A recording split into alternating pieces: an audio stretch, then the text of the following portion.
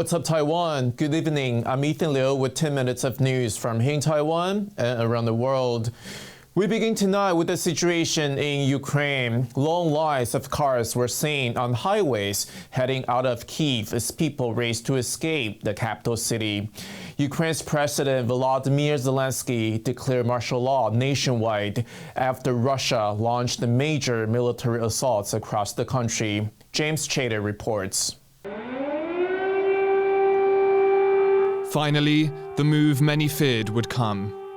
Air raid sirens blare above the Ukrainian capital. The country's foreign minister announcing in a tweet, Russia's President Vladimir Putin has launched a full-scale invasion of his country. It's in response to this. И во исполнение ратифицированных Федеральным собранием 22 февраля сего года договоров о дружбе и взаимопомощи с Донецкой Народной Республикой и Луганской Народной Республикой, мною принято решение о проведении специальной военной операции. The Russian military has pushed into the two rebel-held regions of eastern Ukraine. Satellite images from Wednesday showed new Russian maneuvers in these places, just across the border from Ukraine's second city of Kharkiv, where explosions were reported. Plumes of smoke rising over Ukraine's second city, home to 1.5 million people. And in the capital Kyiv, an ominous rumble, as the city was rocked with the first explosion since Russia started amassing troops near the border with Ukraine late last year.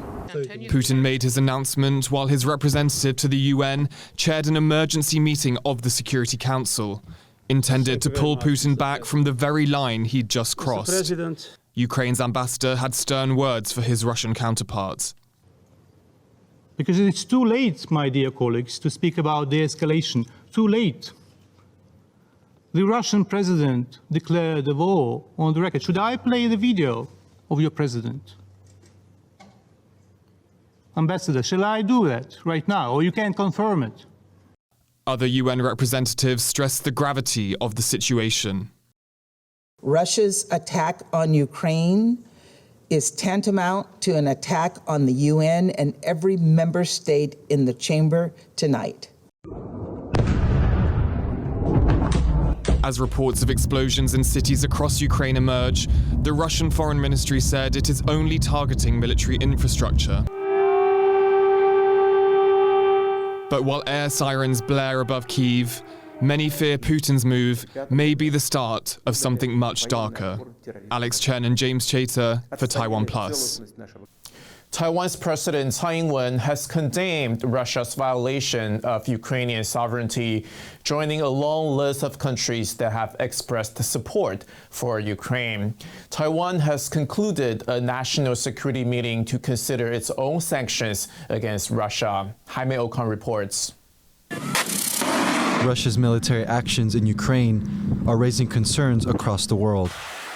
More than 8,000 kilometers away in Taiwan, officials are eager to find a peaceful solution.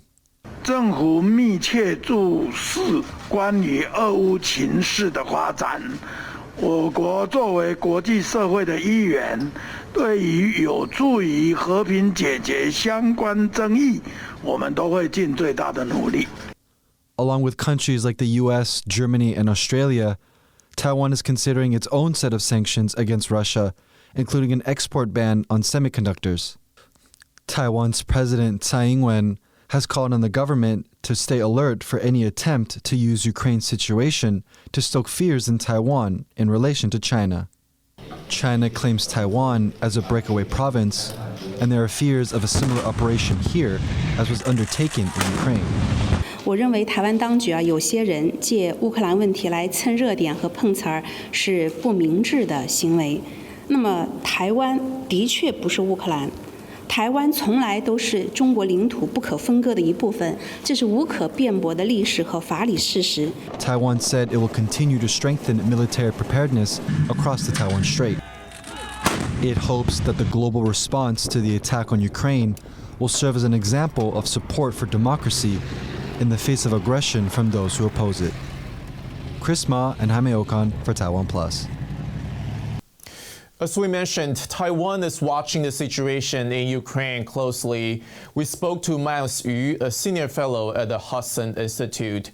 He was a senior policy advisor on China to Secretary of State Mike Pompeo during the Trump administration. We asked him whether parallels can be made with Taiwan's position in the shadow of neighboring China, which claims the country. I was watching Vladimir Putin making the long speech, trying to justify very painfully his impending action against Ukraine. One of the most interesting things he was saying that he didn't believe the nation of Ukraine actually exists, which is kind of bizarre and very strange. He believed Ukraine was just an empty concept. Had there not been the Soviet Union, there would not have been the nation and country and people of Ukraine. Which brings me to the issue of Taiwan. This is exactly what the Chinese Communist Party thinks of Taiwan.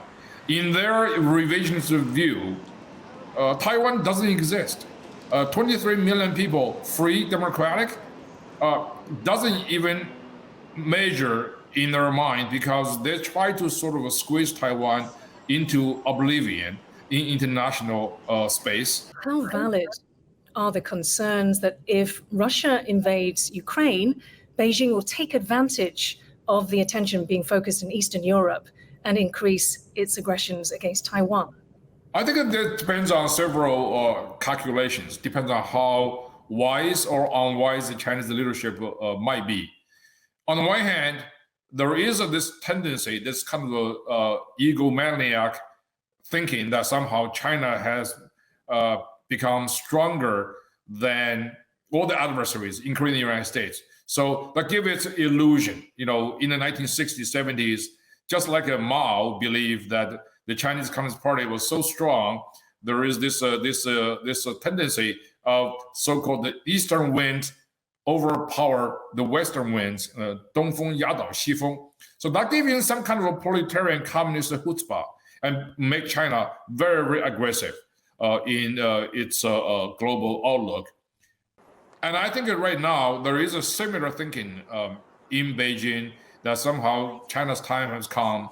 It's China now. It's time for China to show its muscle. So that's very dangerous. So this is very similar to what Vladimir Putin is doing right now in Ukraine.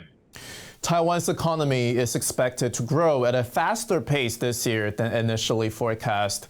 The country's statistics office announced Thursday that the gross domestic product, or GDP, will grow 4.42% in 2022.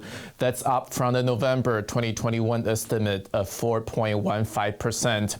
The government says the economic damage from the coronavirus pandemic is starting to recede, and there continues to be a strong demand for semiconductors, the mainstay of Taiwan's economy, driven by electric vehicles, 5G, and other high-end computing. Taiwan's GDP grew 6.45% in 2021, the fastest rate in more than a decade. Taiwan is getting ready to ease some COVID-19 prevention measures starting in March. The announcement came as the country recorded 80 new cases on Thursday, which included 7 local infections. Starting March 7th, business travelers will be allowed to enter the country, and the quarantine period for all travelers will be cut from 14 to 10 days. Domestic restrictions will also ease from the start of next month, allowing people to remove masks when exercising, taking photos, and driving with family. Commuters will be able to eat and drink on mass transportation, and supermarkets, malls, and traditional markets will be allowed to offer free samples once again. Thank you for watching What's Up Taiwan. I'm Ethan Liu. Finally today, we leave you with some images of the newborn Patas monkey in Taipei Zoo. Remember to download the TaiwanPlus app for more stories from Taiwan and around the world. Take care, and I'll see you next time.